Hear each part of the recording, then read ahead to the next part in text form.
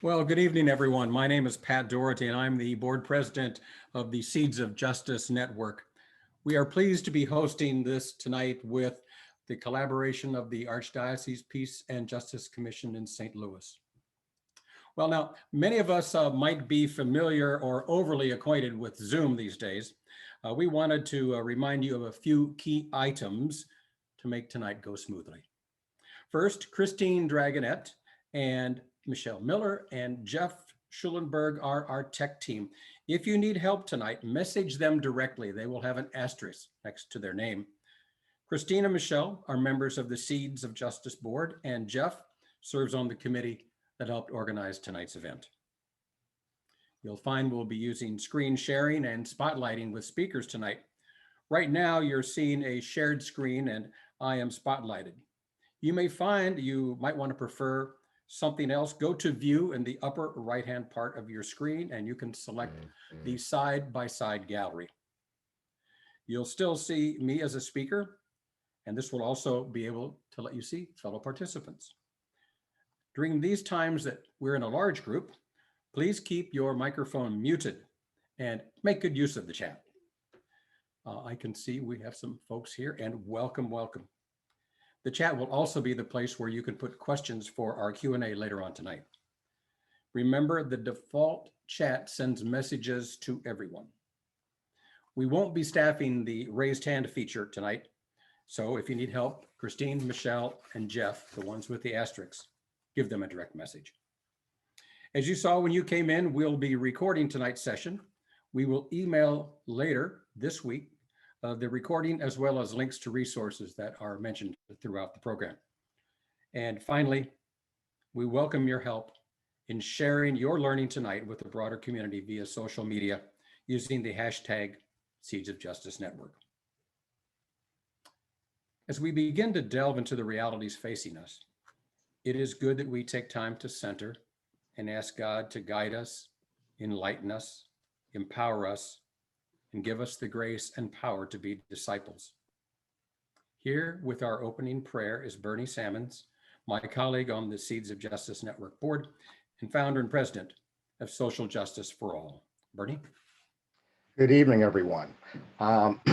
This message tonight, Justice in a Divided Nation and Church, is one that I think screams for unity because we are divided, not only as a nation and our church, but with even our friends and family. So let me offer a prayer for unity that I hope will draw our hearts and our spirits in the right place to get the most that we can get from this evening. A prayer for unity. In this century and in any century, our deepest hope, our most tender prayer is that we learn to listen. May we listen to one another in openness and mercy. May we listen to plants and animals in wonder and respect. May we listen to our own hearts in love and forgiveness. May we listen to God in quietness and awe. And in this listening, which is boundless in its beauty, may we find the wisdom to cooperate with a healing spirit, a divine spirit, who beckons us into peace and community and creativity. We do not ask for a perfect world, but we do ask for a better world. We ask for deep listening. That's offered by Jay McDaniel, professor of religion at Hendrix College in Arkansas. Amen. Amen. Thank you, Bernie. We're so happy to have all of you with us this evening and want to begin with an overview of this evening. After the introduction about Seeds of Justice Network, Father Fred Kammer will reflect on this period of division in our nation and our church through the lens of Catholic social teaching. Then a panel of local leaders will respond and share opportunities to engage in their efforts. We'll have some time for you to pose questions to all the speakers before breaking into small groups for some discussion. Then we will reconvene for final opportunities, action, closing remarks, and prayer. So I'd like to take just a moment to talk to you about our work. Seeds of Justice Network is a collaborative of Catholic and faith-based individuals and groups that promotes the principles of Catholic social teaching and social justice in the St. Louis region and beyond. We are nonpartisan, independent, and volunteer run. Our work began in 2017 as an effort to provide the St. Louis metropolitan Catholic community, especially those in parishes, universities, religious orders, with a way to share their existing social justice efforts. We hoped a shared understanding of what's going on with social justice in the region would allow folks to support, learn from one another, network, create new and more effective ways to live the gospel message, and to act justly, love mercy, and walk humbly, as Micah says.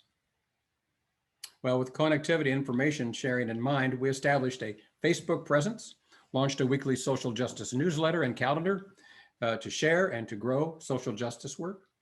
Today, we have more than 1,300 with the newsletter and countless others via our Facebook page and Facebook group.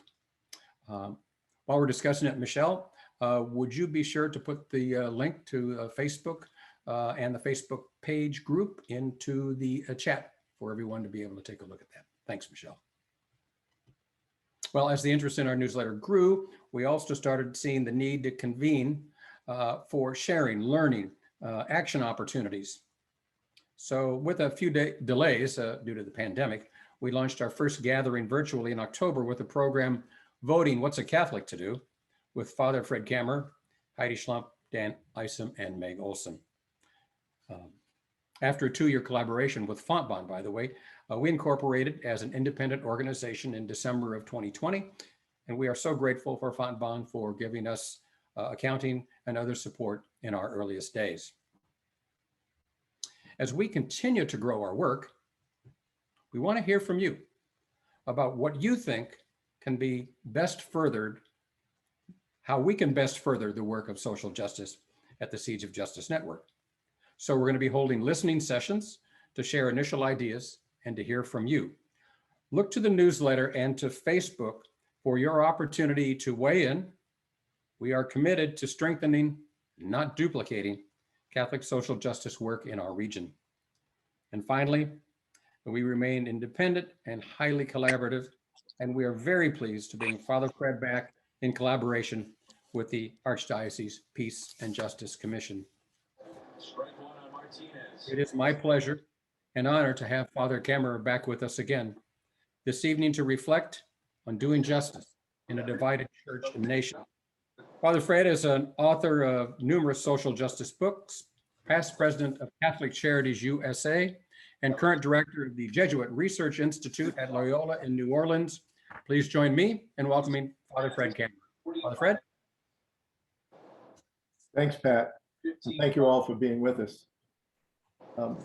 When you saw the title language about a divided nation in church, I'm sure you said to yourself, oh, we're not divided. That's not my reality. But neither did I. But it's important to note that the divisions in church and nation are not new. They just have new names and new bones to pick. What do I mean? Take the nation first. I want to consider the nation, and then we'll talk about the church. With the development of political parties in the late 1700s, that kind of partisan divisiveness has been symptomatic of our politics for over 300 years. When you introduce the realities of slavery, then Jim Crow legal segregation, over 4,000 lynchings, and then 25 to 30,000 Klansmen marching in the capital of the nation in 1925, and then systematic racial inequalities, you've added a major current of conflict that runs throughout our history and across party lines, sometimes changing from one party to the other over time. And of course, that division almost destroyed the nation in the Civil War. When you then toss in urban, rural, and suburban interests and concerns, the immense waves of immigration from various countries and continents, and a strong dose of religious divisions, often associated with political and regional differences, you have an even more volatile mix. I've given you a reference there to H. Richard Niebuhr's book, The Social Sources of Denominationalism, in 1929, he identified the sources of this religious divisiveness more in secular sociological trends rather than in legitimate theological differences. Much of that partisan divisiveness of this whole period would be reflected in an article that just came out a few days ago, which I recommend to you in Politico magazine. I put the title there by John Greenspan, The Forgotten Precedent for Our Unprecedented Political Insanity, in which he sketches out the incredibly volatile and often violent partisan politics that distinguished this nation in the period between the Civil War and the early 20th century. Now, having said that, you might be surprised by the next thought. Our colleague, Deacon Chris Kellerman here, who will be ordained a priest in June and become the interim director of our institute in August when I retire, Chris has been working on an analysis of polarization in our nation. His research discovered a September 1950 special report of the American Political Science Association, APSA, which described a major danger that they saw in the American political climate of the day, that the political parties were not different enough. He comments, or the article comments, that it almost could be seen as a parody to hear this now. But the authors of the report at the time lamented that voters did not have clear choices between the two parties, that there was not enough party loyalty and national party leadership, and that the country might become too disengaged from American democracy if this was not fixed. As Chris notes in a two-part article that will appear in our upcoming spring and then summer 2021 editions of our Just South Quarterly, Chris writes this: at the time, APSA's description of the two major US parties was a valid one. The Democratic Party at the time was not thought to be liberal, nor was the Republican Party considered conservative. The major parties and the major candidates had a mix of liberal and conservative issues and views. So what happened? What happened between the 1950s and now? Chris cites two major causes. The first, most of you probably know the story that on the night President Johnson signed the Civil Rights Act in 1964, he told an aide, "I think we just delivered the South to the Republican Party for a long time to come." White Southern Democrats saw Johnson's action as a betrayal. A greater percentage of the Republicans in the Senate voted for the bill than did Democrats. But crucially, Senator Barry Goldwater, the Republican nominee for president in 1964, voted against the Civil Rights Bill. This effectively drew a significant ideological line between the Democratic and Republican nominees, while white Southerners then migrated to the Republican Party as the Democratic Party began to be known as the pro-Civil Rights Party. The second thing, the Christian coalition emerged, and from the late 80s onward, conservative evangelicals increasingly began to align themselves with the Republican Party, helping the Republican Party to become the party opposed to abortion rights and in favor of what some members of this movement were calling family values.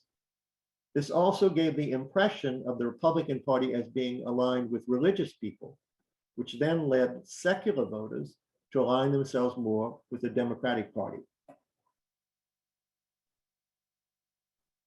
The crucial result of these movements and others, because it's not just these two forces, was not only that the parties developed distinct platforms, the parties also began to be sorted into groups of identities, resulting in what is called identity sorting. From polling, we know that, as Chris puts it, and I'm quoting his article, Democrats today are more likely to be non-white, secular, and urban, while Republicans are more likely to be white, evangelical, and rural or suburban. These identities deal more with socialization and personal comfort than with political platforms. The parties can now claim to be, quote, the place for certain identities. And here Chris relies on the analysis of political scientist Liliana Mason.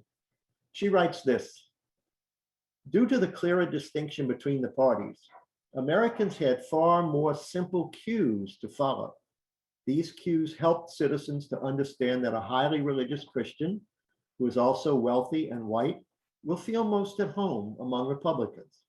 Similarly, a secular, less wealthy Black person will feel more comfortable surrounding herself with Democrats. The parties, by providing increasingly clear cues about this, have helped Americans to know which party is their own. Chris explains this trend of the two parties becoming what he calls teams of sorted identities, what Liliana Mason calls mega identities, and that it is one of the main catalysts for today's deep divisions and polarization. When I feel my party is being attacked, I may very well sense my identity is being attacked, a sense that produces fear, panic, and danger, and anger. Chris likens this to, quote, the intense hatred and even violence that can occur from sports rivalries. Now, apply sports to politics, where the stakes are much higher. If my political party gets attacked, I may feel like my very way of life is being attacked. And that will only lead me to seek more security by identifying even more closely with my political team, even if that entails defending my team at the expense of rational thought. Chris relies on the research of Dan Cahan, who has called this phenomenon identity protective cognition. We end up reasoning and rationalizing with our teams because it helps us feel safe, even if, as Chris observes, quote, that means we have to believe something that is demonstrably false. Rather than stretching myself to believe something different, I dig in my feet into the ground even more. Chris concludes in his article, rational arguments produced from the other side then do not help me to change, especially when those arguments feel combative. As a result of this identity protection syndrome then, many Americans feel the opposing party is not simply an opponent, but an enemy who threatens my way of life and who I am. A 2017 survey done by Mason showed that 40% of Americans believe the opposite party is evil, that the opposite party is evil. In a talk with our staff in February, Chris presented two graphics to us. The first gives a sort of indicator of Republicans, conservatives, whites, especially white males, people in suburban and rural areas, evangelicals, wealthy, and pro-life. Democrats on the other side tend to be liberals, non-whites and women, urbanites, secular non-religious, middle and lower class, and pro-choice. Obviously, not every person in Team Republican or Team Democrat fits all of these qualities, nor does every person with one or another or even many qualities in either list think of themselves as Democrat or Republican and vote that way. And yes, there are independents and Greens and socialists and libertarians. What is interesting is that Catholics do not sort universally as Democrat or Republican. And Catholic social teaching reaches, or it should reach, across both teams. But how is our question this evening? For us, this means appealing to what we might call, and what Chris calls, Team Catholic, in ways and language that does not automatically threaten the self-identity of Democrats or Republicans. Now I want to look at the church. I've spent a lot of time on the nation and necessarily will treat the divisiveness within the church a little more briefly. We talk a lot about conservative and liberal Catholics, but as with our nation, there are more than two large groups wearing these labels. Here I want to use an analysis presented in the year 2015 to the New Orleans clergy by consultant Dominic Perry, and his analysis was an analysis of the Catholic clergy themselves. It made sense to me at the time about the clergy, but it also made sense to me about lay Catholics as well. Dominic Perry is a senior consultant with the Leadership Roundtable and is a faculty member for the School of Public Service at DePaul University. He often presents workshops for the clergy around the country. In 2015, Dominic described 4 generations of US clergy, ascribing to each of them the following brief qualities. The first generation is what he called the Pre-Vatican II clergy. They were ordained before 1964. They're elderly, many of them elderly now. They were formed in a clerical culture. They identified strongly with church structures. Becoming a priest was pro-cultural, it was positive in the culture. and they die with their boots on. Dominic's second group is what he calls the Vatican II clergy. They were ordained between 1964 and 1977. They were formed in the time of reform of the church and reform of society. They rebelled against what they saw as an overly clerical culture in the church. They focused their parishes on building community. And they also struggle with the issue that they remain while so many from their priestly generation left. After them comes the post-Vatican II priests, those who were ordained between 1978 and 1991. They lived through the council as children, so there was less excitement for them about the council and what was taking place. They're kind of a bridge generation between Vatican II and the Millennials. And sometimes they could be considered to be a silent generation that is often overlooked. The fourth group or generation in Dominic's analysis is what he calls the Millennials. They were ordained between 1992 and in his presentation and the present, and in this sense, the present was the year 2015. The Millennials were formed when the institutional church is in decline. They have a strong identification with traditional practices. Becoming a priest is countercultural, and so they wear a collar as a sign in the world. And they cultivate priest friends as a means of solidarity for themselves, and they are often more influenced by John Paul II or Pope St. John Paul II. For Dominic, the dates are not hard and fast, and they become more fuzzy when you have an older, delayed vocation being trained with a group of younger men. In addition, we might now, Dominic may be doing this now in his training, I haven't been with him now, we might now be looking at the beginnings of a fifth generation of what we might call Pope Francis priests, people who are ordained after Pope Francis was elected. And they might emphasize some Francis things like smelling like the sheep, or the church as field hospital, and proclaiming the joy of the gospel. There would be many Catholics, I think, resonating with these themes and these clergy and Pope Francis. In fact, I would argue that Catholics in general have some of the same qualities as these clergy groups, depending on when they finish their education, especially their Catholic education, or even what priests were most influential on their faith and what generation that priest or those priests belonged to who led their parishes.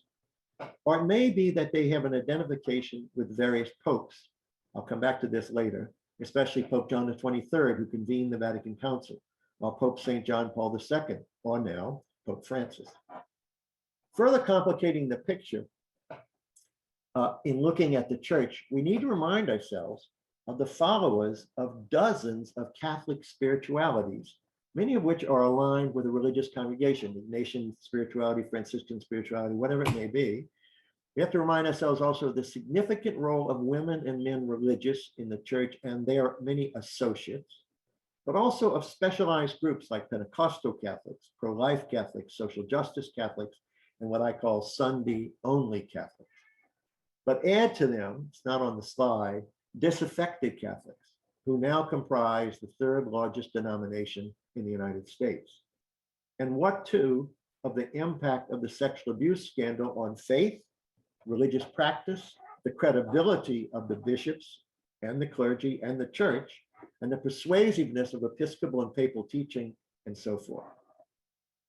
Lastly, I still find the analysis done almost 50 years ago in 1974 by then theologian, later Cardinal Avery Dulles in his book Models of the Church, to be most helpful in understanding where Catholics and other Christians are coming from. In the book, Dulles explained how to understand church through 5 models: institution, community, herald, sacrament, and servant. He later published an article in which he added a 6th, the church as community of disciples. From each model, and as you read the book, or later you can do it as an exercise in a parish, asking people which group they identify with and then to argue for the validity of that model over others. But from each model, one draws different and sometimes conflicting understandings of belonging, of leadership, of morality, of discipleship, and I would argue an understanding of God. Those models are still with us in the faith lives of many people, although few could explain them unless they had read Dulles' book. Now, let me just talk a little bit about Doing Faith Justice, the title of my own book. When I first wrote of faith justice in the early 1990s, I was responding to the power of individualism in US society and how it was affecting our care for the least among us and our commitments to the common good. At one point, I quoted the Frenchman Alexis de Tocqueville's one-sentence definition of individualism from his experience of visiting this country in the 1830s. He's important because it's in his book that the word individualism comes into the English language in the translations from his book. And he writes this: individualism is a calm and considered feeling which disposes each citizen to isolate himself from the mass of his fellows and withdraw into a circle of family and friends. With this little society formed to his taste, he gladly leaves the greater society to look after itself. In modest contrast, I offered this sentence, this definition, in the hope of promoting a new civic and religious virtue. Faith justice is a passionate virtue which disposes citizens to become involved in the greater and lesser societies around themselves in order to create communities where human dignity is protected and enhanced, where the gifts of creation are shared for the greatest good of all, and the poor are treated with respect and special love. I still believe that this virtue and this definition are very important to us as nation and church. We need this virtue, I call it, and it's worth praying and even begging for ourselves and for others. We must continue to emphasize that it's about passion that can help us move out of our own lethargy, even COVID-19 induced sluggishness, to commit ourselves to values and to action. I would emphasize even more now the value of the common good, which together with human dignity forms the basis for all of Catholic social thought. And in this time of divisions and even polarization, a special love and concern should move us to stand with and for the least among us, including the poor, the unborn, the ethnically and racially different sisters and brothers, and all others most vulnerable and marginalized for whatever reasons. They come before any adherence to a political party or platform. With even more emphasis today, we should stress the reality of social, economic, political, cultural, religious, and now technological systems and structures which shape, for good or evil, our ability to, in the words of the prophet Micah, act justly, love tenderly, and walk humbly with our God.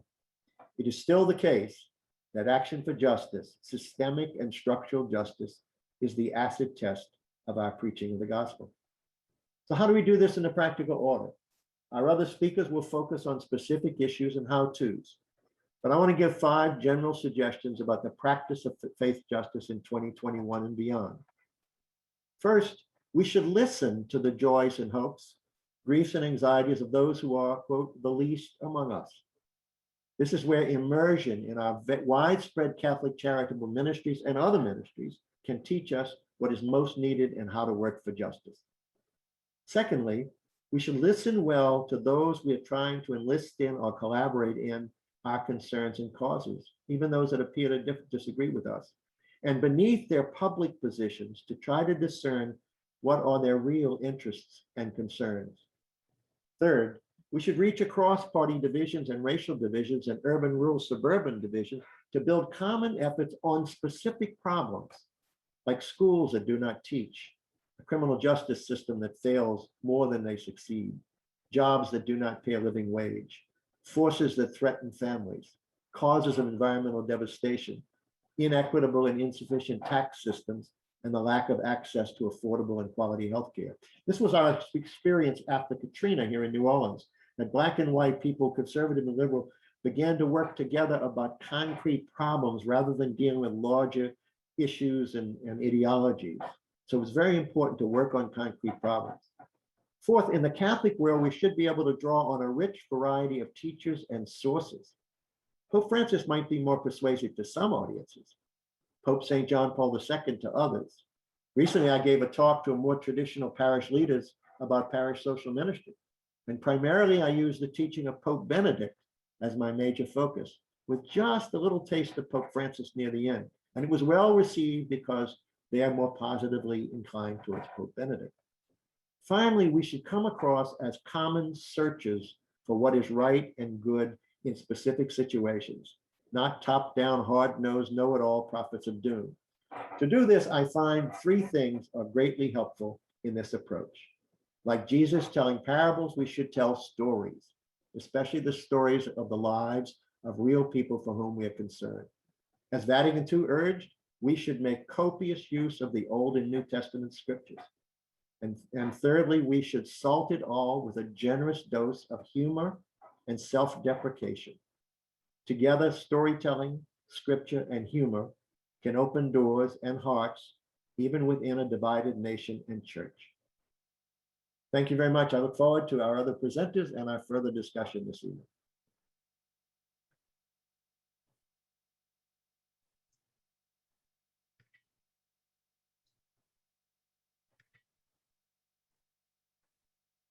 Pat, please unmute. I have to learn to unmute. Father Fred, thank you again for the challenges and insights, and I too look forward to the opportunity for questions and answers a little bit later on in the program. Now I'd like to introduce Marie Kenyon, Director of the Archdiocese's Peace and Justice Commission, and she will facilitate a panel of social justice leaders. Please remember, you can share questions for Father or any of the panelists in the chat. We will be taking questions from them a little bit later on and use them also for reflection in small group. Marie, good evening. Okay, good evening. I'm Marie Kenyon. I'm the Director of the Peace and Justice Commission, and the Commission is honored to be a co-sponsor of this event this evening.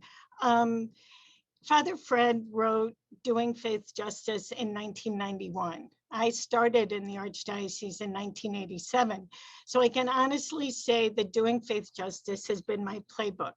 It is the book that I reference. It's the book when I'm feeling kind of worn out, I go back to for refreshing. And so anytime we have the chance to listen and learn from Father Fred, I think it's a wonderful experience. I mean, he really is kind of, we're all standing on his shoulders, those of us that are doing this work. It's an honor tonight to introduce, we have three remarkable women from our community, and they are all doing faith justice in their own way. Our first speaker this evening is Elyse Max.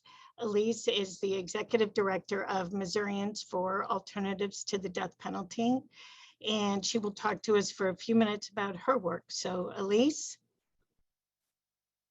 Hi, Marie, and everyone, thank you all so much for having me here this evening. I'm going to share my screen here with you and get that set up. Let's see, is that good? Can you see that okay? Oh, wait, hold on. No, it's not. Here we go. All right. Again, my name is Elyse Max. I'm the director at Missourians for Alternatives to the Death Penalty. It is such a pleasure to be with you this evening. Father's introduction and speech really resonated, especially when he said that the poor and the marginalized come before any political party. And I think it really resonated with me because a lot of people think that our work is political, but our work, in my opinion, is really, it's about the affirmation that all human beings should have dignity. And so I carry that forward with me in my work, and that's how I am able to talk to people on any side of the aisle, because it is about the people that have been dehumanized in the criminal justice system and affirming their dignity. So thank you for that. And it's just great to be here. I'm going to give a little bit of an overview about the state of the death penalty in Missouri, and then I'll talk specifically about what MADP is doing and how our work is, how the faith community is really important to our work. So just kind of a quick overview for Missouri. Missouri is one of 25 states that still legislatively has the death penalty, and we are an actively executing state. We have about one execution a year. We had one in 2018, one in 2019, and certainly we have the potential with people running out of appeals to have one in 2021. The good news is that we have not had a new death sentence in Missouri since 2018, and that juries are not imposing death sentences, not since 2013. So states that are moving towards ending the death penalty, they have very few people left on death row, and they have no new sentences in years and years and years. So while we're not there yet, we are what we call an abolition by attrition state. So we're just chipping away at this system as we move us towards a place where we're going to be able to eliminate the punishment. We have 4 death row exonerees in Missouri, and part of us working with the death row exonerees is because it is so important to them to continue to use their voice now that they're free to fight against capital punishment. This picture at the bottom is from August of 2017, when there was a scheduled execution for a man from St. Louis County named Marcellus Williams. Reggie and Joe are in the front row here.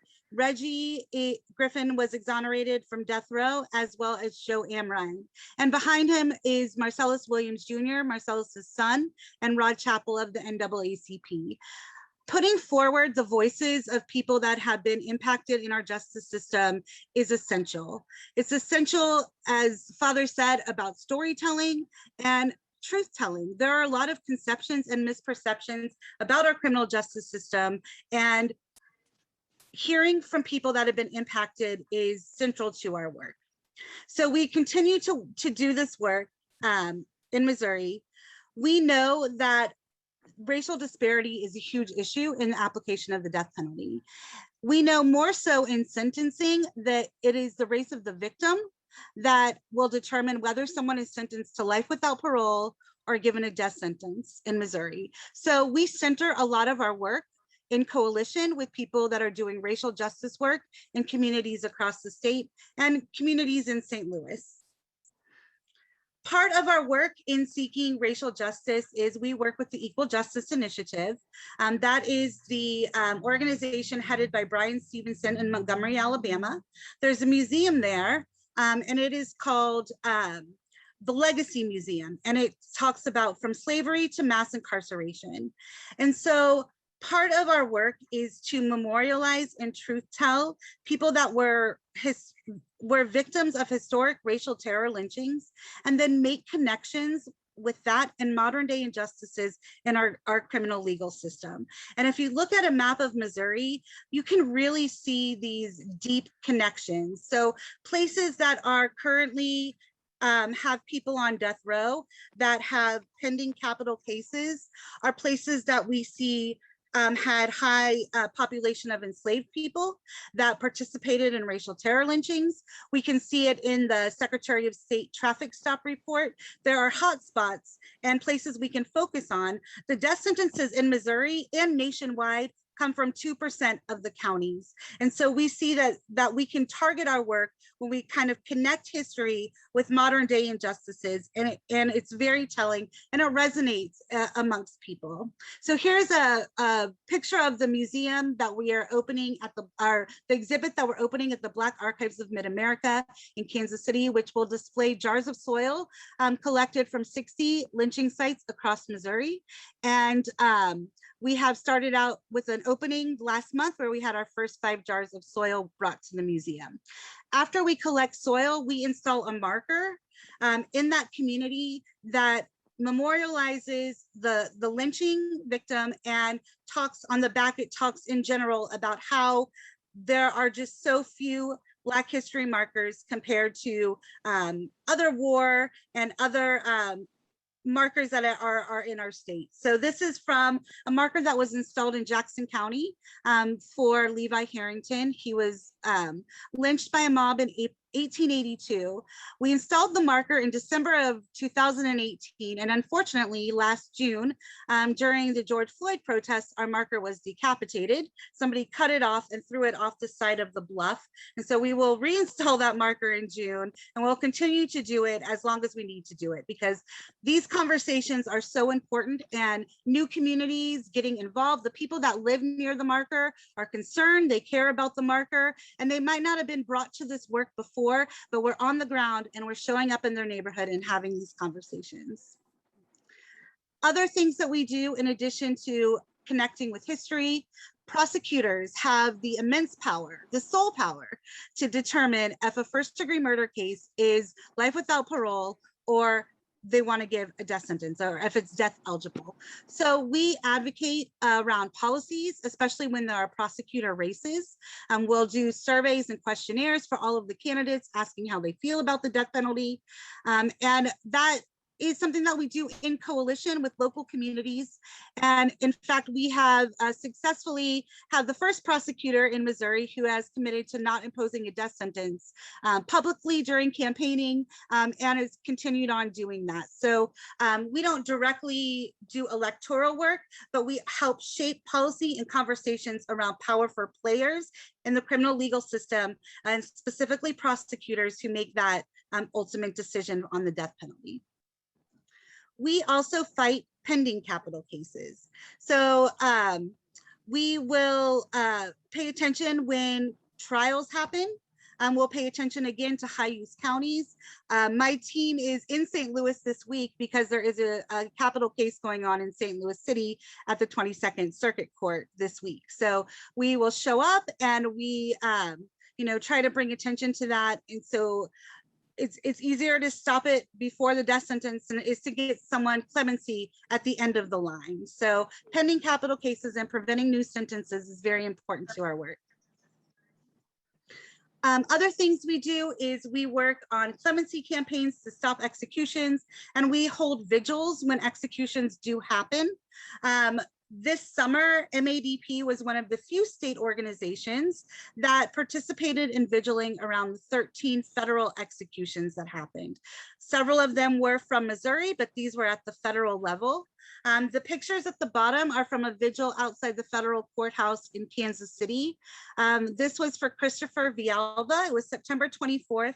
We were joined by Bishop Johnston from the diocese in St. Joe, Kansas City, as well as people from Air, Jerusalem Farms, and chapter members in the Kansas City area. So this picture here, Bishop Johnston led us in a prayer, and it's just so powerful to have community members show up. Oftentimes we feel very alone in our work, and it's important for people to show up.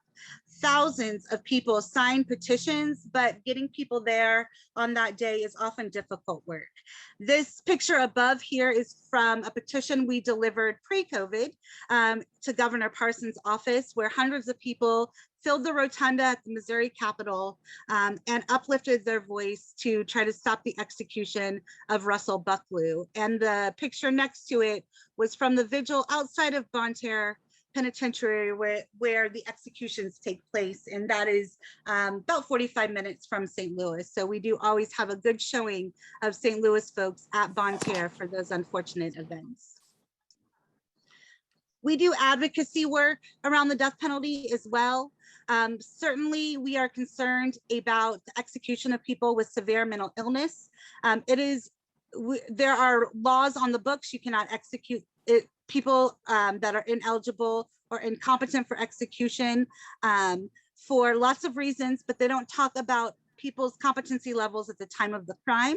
And we often find that people that commit first-degree murder have serious, not often, but when we find that people that commit first-degree murder have a serious mental illness, they're oftentimes first getting their medicine and the healthcare at the time of their incarceration, and that is super unfortunate. So we work in coalition with groups to move forward a severe mental illness exclusion, as well as Missouri is one of 2 states that allow for a judge to override a deadlocked jury and impose a death sentence. So when I said no jury has imposed a death sentence since 2013, we have had sentences imposed by judges, and that is a constitutional violation. You're supposed to be sentenced by a jury of your peers. Already in a capital case, the jury that decides on guilt and innocence and sentencing has to be what is called death qualified. So we know that they already believe in the death penalty.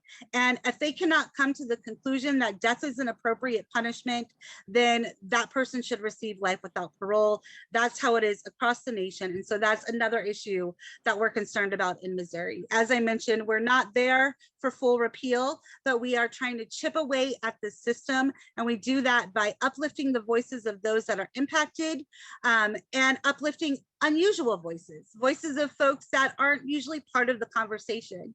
This was so much easier to do pre-COVID when we were able to bring people around Missouri for face-to-face public education events.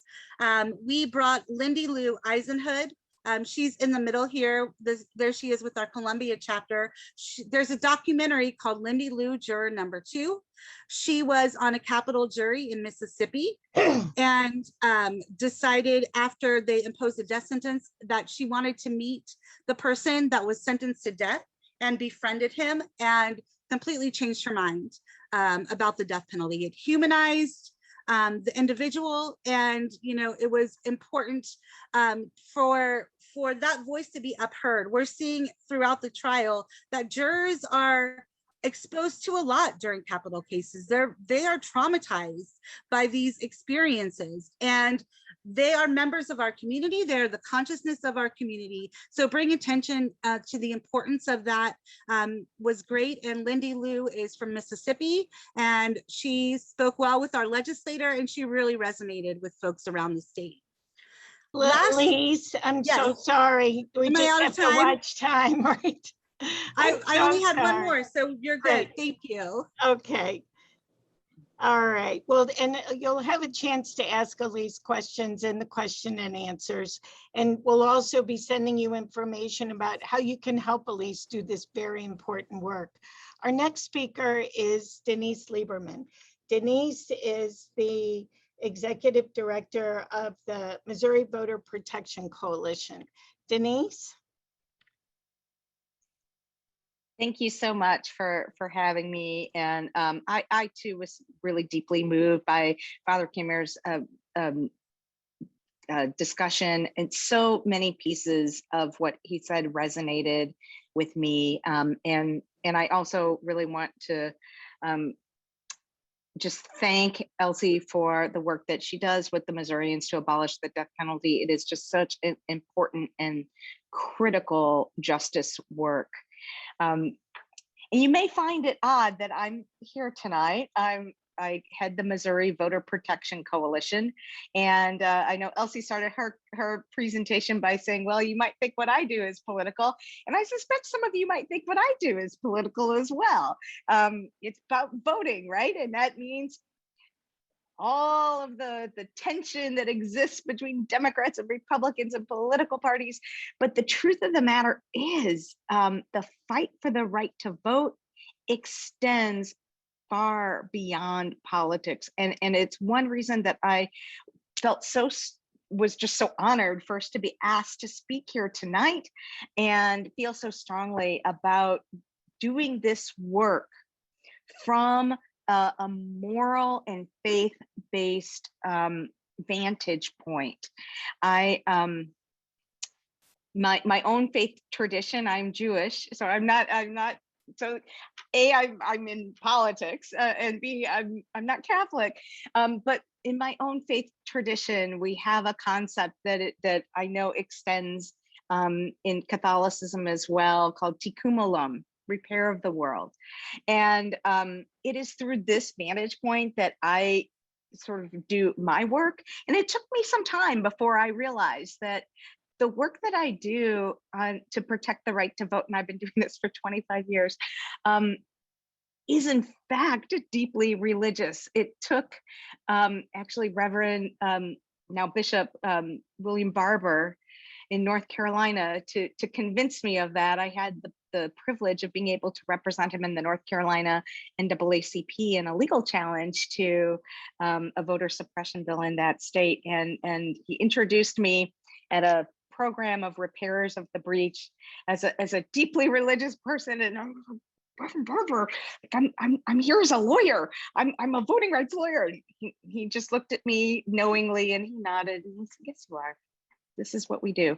And he helped me really understand the important connection between the work, the concept of justice and dignity that lies within us and this external facing stuff. Reverend Barber has said, I don't know a way to be Christian without fighting for justice. And I feel that way about my own faith experience as well. And the truth of the matter is that the fight for the right to vote, even though when we go to vote, we may vote for Democrats, we may vote for Republicans, we vote for candidates and ballot issues, and those things are incredibly divided right now. But the fight for the right to vote is, like I said, extends beyond politics. It is truly a fight to acknowledge the basic human dignity of all people. And this is the underlying foundational principle that drives me in the work that I do every day, because our vote is the public way in which we speak, in which we have a voice in this society. It is the mechanism we have to exercise self-determination over our own destinies, over our own futures. It's about the right to have a say in things that matter to me and to my family and to my children. I would submit to you that if we are not in a position to speak truth about our own destinies, if we do not have a say in our own destinies, then we are not truly free. And that is at its core a moral issue. This truly is about basic human dignity. Literally, when you vote, we count you, right? Literally, we count you. And so when the right to vote is denied or abridged, particularly when we place barriers intentionally towards communities that we have historically ostracized, historically silenced, historically prosecuted, persecuted, people whose voices we don't want to hear. It is nothing short of a denial of basic human dignity. And that is why I believe that there is a moral imperative to fighting for the right to vote. And not only is the right to vote about being able to exercise control over your own destiny, being able to speak out about what you want for your own life, but it's also the way that we build power in historically oppressed communities. And it's the way that we demand accountability. And so if you are in a community that is targeted by voter suppression, faces barriers and hurdles to the ballot, not only are you not able to speak your truth and demand the destiny in your future that you want for yourself, but your elected officials don't have to be accountable to you. And that is, I believe, part and parcel of some of the great divides that we are currently seeing in this country that form the basis of the keynote presentation that we heard here tonight. Lawmakers don't have to be accountable to communities. What we then see is division of resources, silencing of certain communities, ignoring certain communities. And we see this all across the country. We see this in our very hometown right here in St. Louis. And so that is why I do the work that I do to fight for the right to vote. I'm going to share just a couple, and I recognize that time is short. I promise you, Marie, and you can take the virtual cane. And I have to give a shout out to Marie, because Marie Kenyon is one of my mentors. And I had the opportunity to work with Marie at Legal Aid when I was a baby lawyer. And your guidance and the way that you do the work left a lasting impression on me, and I believe is important feature of why I do the work that I do today. So the Missouri Voter Protection Coalition is a nonpartisan statewide network, that works to protect the right to vote in Missouri. It really is that simple. We do so though with particular focus on communities of color, low-wage workers, voters with disabilities, seniors, young voters, and other groups that are marginalized in this process and tend to be targeted for voter suppression efforts, people whose voices are too often silenced, and those whose voices people in power don't want to hear. And we undertake this work through sort of 4 buckets of work. We undertake this through policy advocacy that includes leading efforts to track and respond and advocate with respect to voting legislation in the Missouri General Assembly, as well as at the national level legislation that would impact access to the ballot here in Missouri. We do this through legal advocacy and litigation. I mentioned I'm a lawyer, I'm a voting rights lawyer. And so we know that sometimes we have to take these battles to the courts, and we have brought lawsuits challenging discriminatory photo ID laws in Missouri. Christine Dragonette was a plaintiff in that litigation, along with the NAACP and the League of Women Voters. We've challenged notary requirements during the pandemic. We brought litigation on behalf of Black and faith-based organizations challenging unfair absentee and mail voting practices in 2020 amid the pandemic, and many others. We also undertake this work through voter education and engagement. We know that there's a spate of misinformation that contributes to voter suppression. And when people don't feel that they can navigate the process, that actually is a deterrent to participation. And so we produce palm cards like these, toolkits, we do trainings. We know that when people are armed with good, accessible, and accurate information about their rights, they are able to assert their rights successfully and cast a ballot. And finally, our signature service program is that we also run the statewide nonpartisan election protection efforts in the state of Missouri, along with national partners. And this includes a hotline, the 866 Our Vote hotline. We also have hotlines in Spanish and Asian languages, and several others as well. And we also have monitors at polling places. And I see some familiar faces on this Zoom, so I know some of you have done this work, and many faith-based organizations sign on to help be monitors at polling places. You may see a few familiar faces. Even Mayor-elect Tashara Jones has volunteered for this effort. These are photos from November in 2020.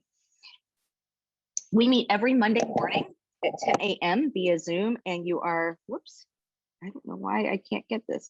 You are more than welcome to join us. You can sign up for action alerts and meeting notices by texting, you can see on the bottom of the screen, MOVPC to 66866.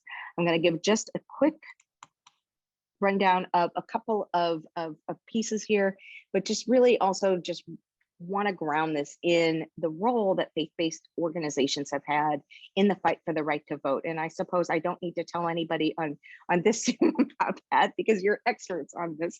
But of course, we know that faith leaders from across faith traditions have always been central to the fight for the right to vote by taking the issue out of partisan politics and making it about the moral imperative of recognizing the basic human dignity of all people and the right of all people to have a say in their own futures and own destinies. And so you see here priests and rabbis and imams marching alongside Martin Luther King back to support passage of the Voting Rights Act in 1965. And here we are again today in 2021. I happen to be doing work right now with the Brennan Center as their lead legislative person in Georgia, which has recently passed one of the nation's most bitter voter suppression pieces of legislation. And just a few days after that, you see here that it is faith-based organizations that were at the forefront of filing lawsuits challenging that law. And right here in Missouri as well. This is our Voting Rights Lobby Day. I also have to give a shout out to Elsie here, who helped make this lobby day possible. And you see that in the background, you may recognize a few of these people. That is Rod Chappell, the president of the NAACP, at the microphone, but behind him are leaders of the Missouri Progressive Missionary Baptist State Convention, as well as faith leaders from numerous congregations. That is House Minority Leader Representative Crystal Quaid speaking, and that is the Legislative Black Caucus Chair, Representative Ashley Bland Manlove speaking. And I also have to give, cannot be remiss if I did not give a shout out to Reverend Dr. Cassandra Gould, the Executive Director of Missouri Faith Voices, who has been a leader in this fight. And there we are in the Capitol on Lobby Day, testifying against repressive voting bills. And so I want to just highlight a couple of bills, and I know that I have very limited Denise, time. you got 1 minute, girl. I can do it in 1 minute. Okay. So we have a website that has links to all of this information that I can share with you. But in short, we are tracking legislation that is moving right now that would enshrine discriminatory photo ID requirements to vote and place greater barriers on the citizen initiative process. The photo ID bills, House Bill 334, is actually pending in the Senate. There's a hearing tomorrow at 1 p.m. in the Senate in Missouri. And what this would do is eliminate many forms of identification that voters rely on to cast their ballots, including a voter notification card, including many forms of ID that adequately verify people's identities. And the problem with legislation like this, as people like Christine can tell you, because she runs the ID acquisition program at St. Francis Xavier, is that it is very difficult, if not impossible, for many groups of people to obtain the kind of ID that you have to get at the DMV, both because DMVs are not accessible to many people. They are typically not open evenings and weekends. They're typically not on public transportation routes. So people, low-wage workers, have to take time off work, but also because of the underlying documents you have to present, like a certified birth certificate, that make it very difficult. Some people don't have those documents. For others, they may have errors on them or may have just typos on them that require massive bureaucratic efforts to reconcile. In some cases, even having to go to court and get a legal name change to reconcile errors and deficiencies. And that is one reason that certain categories of communities, like voters of color, African Americans, are twice as likely to lack a state issued ID. Low-wage workers, people who don't drive, young voters, voters with disabilities, seniors whose IDs may be expired, are disproportionately impacted by these kinds of measures. House Bill 738 has similar provisions. It's also being heard at 1 p.m. tomorrow in the Missouri Senate Elections Committee, as does Senate Bill 282, which has passed that committee and is awaiting a vote on the floor of the Senate right now as we speak. These are exacerbated by the attacks on the citizen initiative process that provide a different avenue for people to be able to make their voices heard. That is also under attack, and that is also why there is a lobby day tomorrow as well to uplift that issue. What we know is that there is federal legislation pending, the For the People Act, that would make transformative voting reform and make measures like that are pending here in Missouri and across the country. There are over 360 such bills pending in 47 states across the country. The For the People Act in Congress would help even the playing field and help ensure that voters have access to the ballot, as would the John Lewis Voting Rights Advancement Act, which would restore the provisions of the Voting Rights Act to block racially discriminatory voting laws. And that is why we are joining here in Missouri, along with over 130 cities around the nation, on May 8th, for a nationwide day of action in support of voting rights.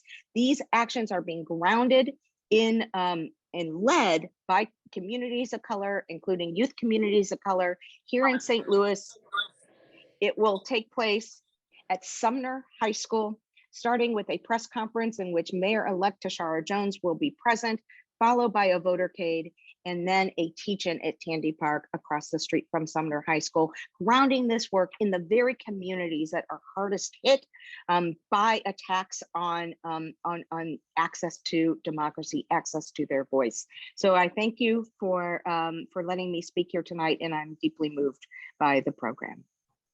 Okay, thank you very much, Denise. Our final speaker is Kim Davis. Kim is with Project Read and Feed. Those of you who work with Bernie Sammons and Social Justice for All are very familiar with Kim's work. You participate in helping her every month, and we are just honored that she could join us this evening. So Kim? Well, I tell you, good evening, everyone. And I am I'm very thrilled to be here. Thank you for having me.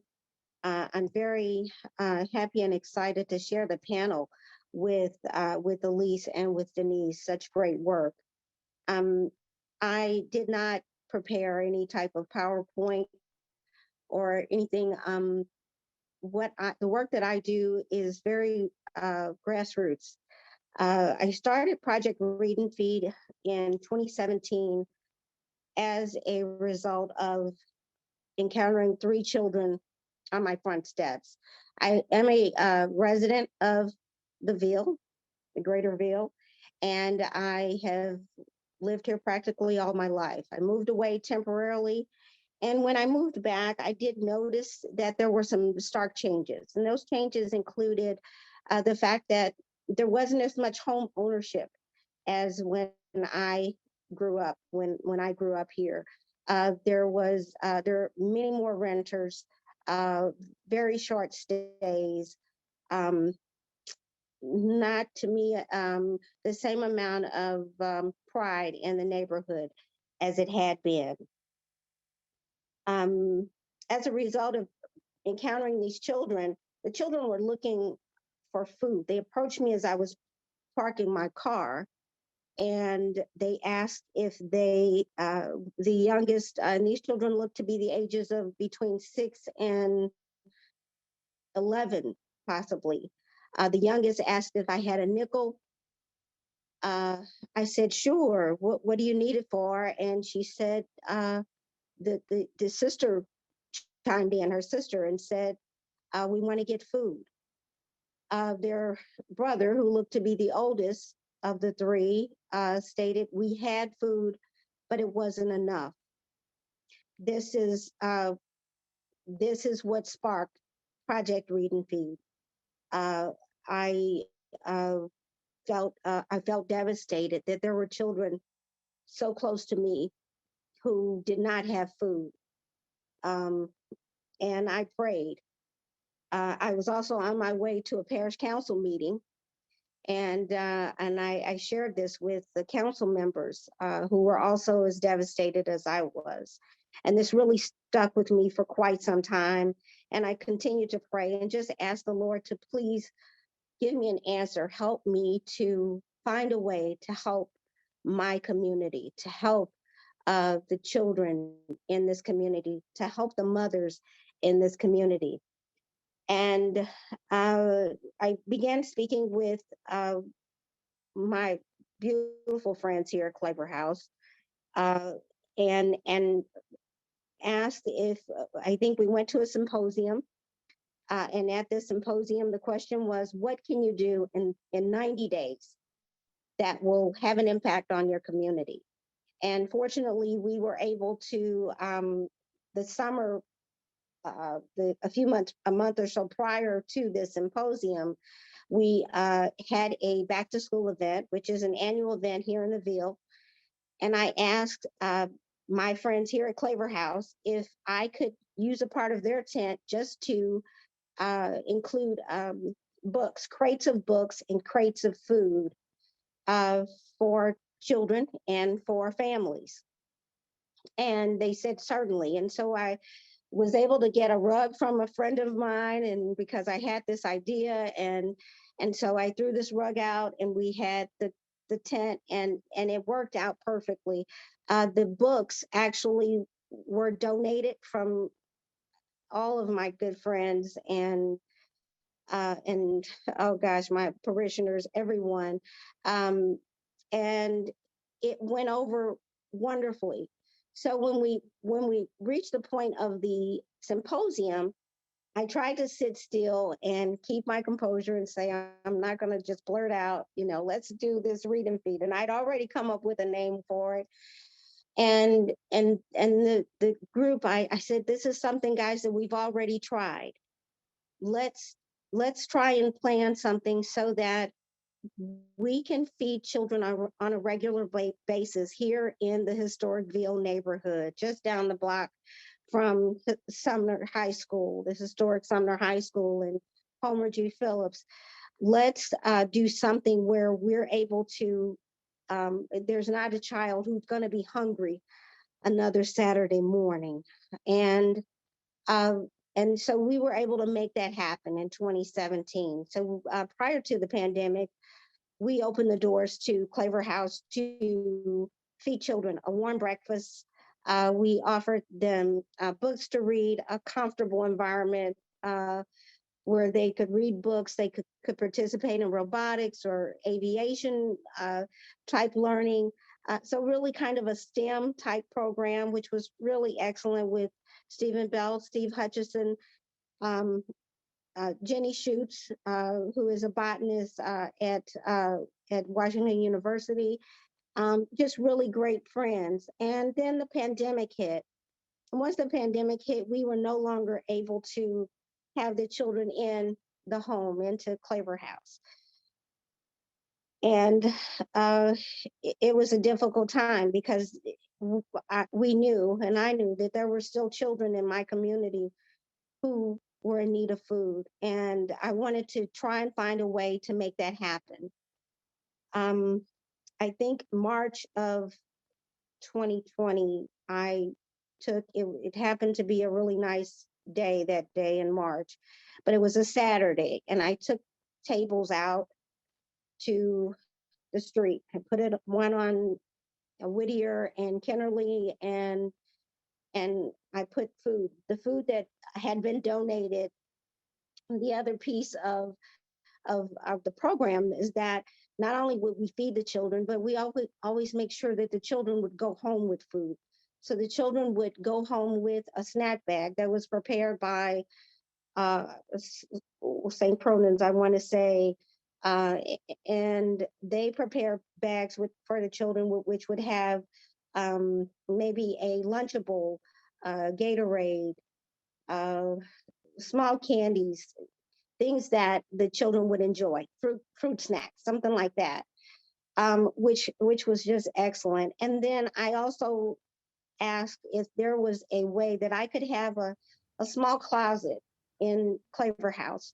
I called it my food closet. It's kind of taken over since the pandemic, but the food closet would be for any mothers or fathers, families in the community that might be having a hard time. They could come to the food closet and say, oh yes, I'd like some macaroni and cheese, or I'd like some of those SpaghettiOs, or I can get a can of this chicken breast, and I might need some diapers. And so this allowed us to help those families during a crisis.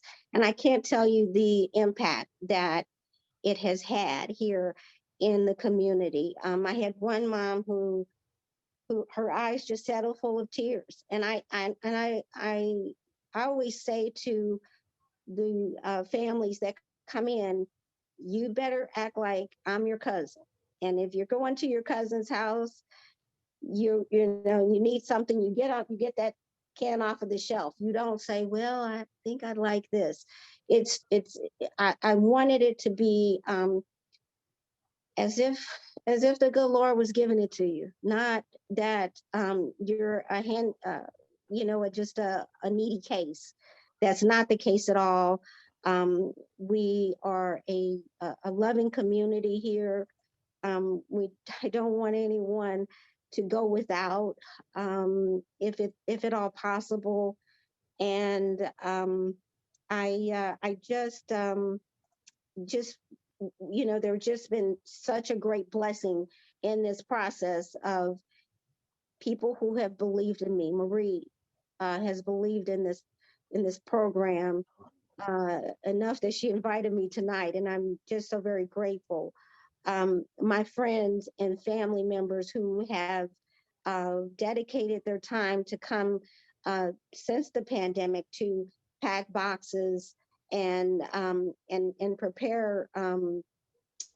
prepare those boxes for families or for seniors who are at the senior center. So this has grown tremendously in that several of the soups and crackers have been taken to Homer G. Phillips and placed on. They have an arts and crafts room where we place those there. They're able to utilize whoever needs it. They're able to come in and get it. Them and various other residential senior facilities here in the Ville.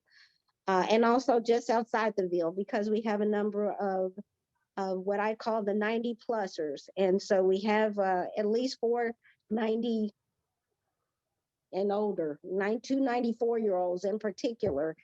And with the community carryout program, we have been able to also assist those elderly and families here in the community with prepared meals, warm prepared meals, which has really made us grow to sometimes more than 50 to 70 meals per week.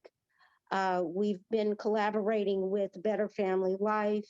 I've reached out to them to say if there are any families that you know in the community. We are located just next door to Emerson Academy. We have been able to assist several of the families with Emerson Academy. The list really goes on and on. And It does, Kim. It's Marie. I'm calling time up, my dear. Okay. But Okay. No, you did a beautiful job. And I think it's really important when Father talks about doing faith justice. Sometimes, I mean, she's a living example. It was just one person who had this idea. Oh, I'm upset about these children who are hungry. And this one woman has made such an impact on our community and our entire area.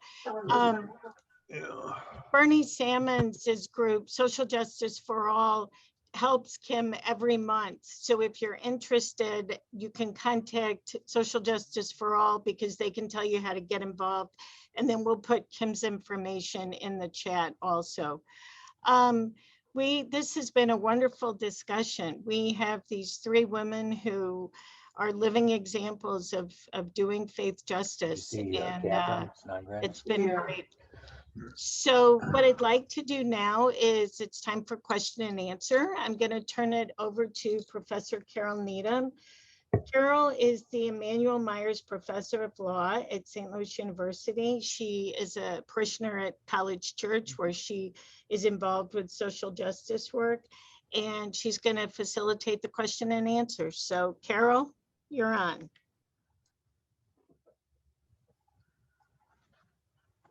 Were the presenters good? They do heard? You're muted, Carol. Yes.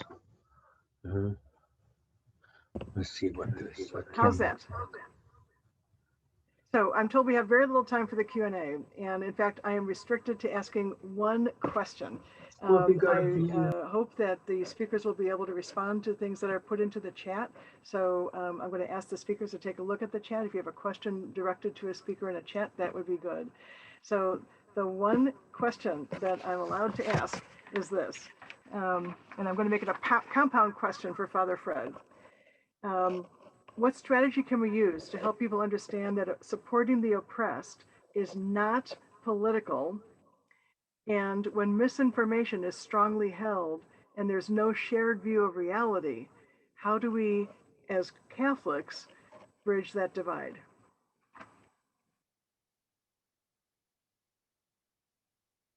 Thanks, Carol. I'd go back to what I said at the end. I mean, it seems to me, if you're talking about believers, that you go back to to Matthew 25 and Jesus talking about the hungry and the naked and the imprisoned and the sick, and that we will find him in that experience.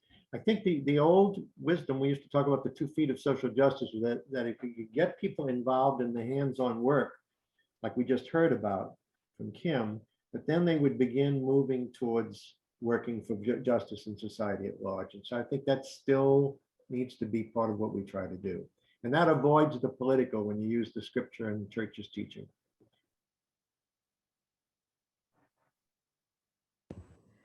So I would love to ask more. And I suppose that I should honor my, the organizer's request to keep this really short. And I'm supposed to then send you to breakout rooms where you get to talk about introducing that. Jeff Schullenberg, who's facilitator of Peace and Justice Ministry at Sacred Heart Church in Valley Park, and a member of the steering committee of the Racial Harmony Program for the Archdiocese. Jeff, you got the floor. All right, thank you, Carol. So we're just going to it's going to be a fairly short set for our breakout rooms, and there's going to be anywhere from 4 to 5 people in each room. For those of you who are new to Zoom, you're going to see an invitation pop up on your screen for you to join. Just click on join and it'll take you directly into the breakout room for some small group discussion. Each group is self-facilitated, so we encourage you to start, just say your name, maybe your parish, or your other affiliations. And then we're asking you to consider 2 questions to start off. Number 1, what moved you the most as you listened to the speakers this evening? What really touched your heart? Secondly, as a person of faith, to what action are you called? So again, you're probably only going to have about 12 minutes or so. So fairly brief, but just a chance for us to kind of debrief together and to experience this as a group. So I'm going to send you to the breakout room. Simply click on join. When the 12 minutes is up, you'll be brought back automatically into the large group. Thank you.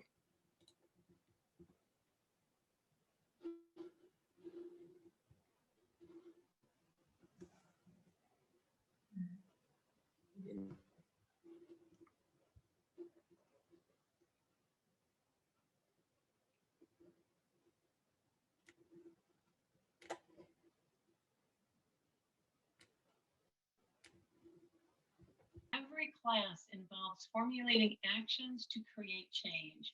You will walk away from every class having created a personal call to action to really work toward justice. I'd like to highlight a few of the classes available. Just Faith Ministries has been at the forefront of the national conversation on race after the murder of George Floyd. The 3-part Faith and Racial Justice series on equity, healing, and justice awakens participants to the economic systems, public policies, cultural norms, and personal and political biases that empower some and oppress others. It tells the truth about our history of slavery, racism, and white privilege.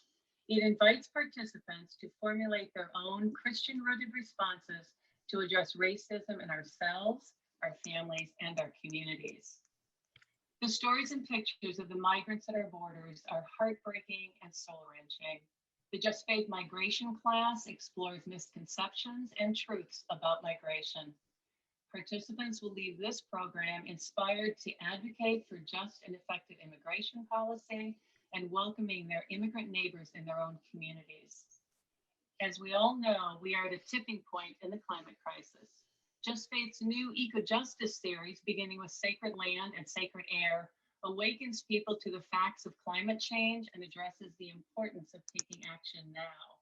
A 3rd class, Sacred Water, will be released in early 2021. And are you wanting to understand how to advocate for the causes most important to you? The 8-week Just Engagement class equips small groups for advocacy and grassroots organizing on whatever cause you are working. Lastly, coming this fall, directly related to our topic this evening, Just Faith will be offering a class on civil dialogue. Learning how we have these conversations in our divided nation and church is going to be crucial in our efforts to create constructive change. Certainly, Father Kammer talked about this as he talked about how we need to understand both sides of the issues and work together. So I hope you'll stay tuned for more information on that. So there are many people on this webinar whom I am blessed to know who have had the opportunity to participate in and facilitate a wide variety of Just Faith classes. They will tell you that Just Faith is a life-transforming experience. It changes how we view the world and consequently inspires us to work toward more just and equitable systems. There really is no time to wait on any of these issues, and I hope that you will seriously consider this call to action and learn more about Just Faith classes. You can explore the Just Faith information on their website, justfaith.org. You can also contact me by mail or phone at any time if you have questions or you are interested in a class. And if you are not in the St. Louis area, because I think I saw people from lots of different places, certainly get a hold of Just Faith and they will direct you, it'll send you in the right direction for any classes. So I thank you so very much for this opportunity to create a call to action. And Pat, I'll turn it back to you. Chris, thank you very much. I'd be happy to also recommend the Just Faith programs. I have been able to participate and facilitate several of them, and they are more than well worth your time, and they are life-changing. Well, as you noted, implied, changing systems takes time and the effort of many of us together. The panelists, the advocacy, the work that they do. We'd like to thank them for sharing opportunities for all of us for action that we can take right now. One of the things that we'd like to do is, first of all, is lift up several local, meaning the state of Missouri, initiatives, legislation, and the like. As you heard, tomorrow will be Protect the Ballot Initiative, virtual and in person, a lobby day in Jefferson City. And there will be more, you see it right there on your screen, urging you to take that opportunity to be involved with Protect the Ballot Initiative. We'd like to lift up several other areas. First of all, Medicaid expansion. Actually, just a few short months ago, voters in Missouri approved Medicaid expansion, the funding to provide health care for low-income working individuals and families. This effort to uphold the dignity of the human person was and is in concert with the values that we hold dear in Catholic social teaching and Jesus' call to love one another. Well, the Missouri General Assembly, however, is taking action not to fund the Medicaid expansion that voters approved. Earlier this month, the Missouri House voted against funding on a straight party line vote. Last week, the Missouri Senate Appropriations Committee tied on a funding vote. So now the issue goes to the full Senate. And there are only, well, actually less than 3 weeks left in the whole session. Every state senator, ones you know personally, ones who represent you, are going to be involved in this vote. So it is crucial that you act now. Please contact your state senator, urge them to vote for Medicaid expansion funding. And there will be a resource, you'll see it there, but it'll also be in your follow-up packet that you will be getting later on this week in your email. Another important issue is SNAP, otherwise known as food stamps. So your legislators are debating this particular topic. We all know this is an essential lifeline for so many low income and disabled and elderly in our state. Yet both the Missouri House and the Missouri Senate are pushing legislation that would unnecessarily penalize those who do not meet certain requirements, going so far as if you have 3 violations, you are permanently banned for life from getting food stamps in the state of Missouri. If these bills pass, possibly up to 42,000 of your fellow brothers and sisters in our state could lose their benefits, which probably average right now about $46 a week. During these pandemic times, it's important to remember that so many people are out of work and thousands of jobs have disappeared. These pieces of legislation have to be morally unjustified. Call both your senator in Missouri, your representative in Missouri now, and tell them to vote no. Check the chat. There'll be stuff in the chat as well as resources that will be in an email to you later on this week. So I know Michelle will be pasting those into the chat. Well, let's take a moment and move beyond the state of Missouri. We all know that we are called to welcome the stranger. And there'll be a note in the chat about this. Protection of families is a foundational element of Catholic social teaching. And the moment right now calls on all of us of goodwill, to lend a hand to reunite children with their parents and families, keeping staff and volunteers safe during the pandemic. So it's expected that there may be up to at least six centers opening across the United States by Catholic Charities USA to properly care for children as they await the next step.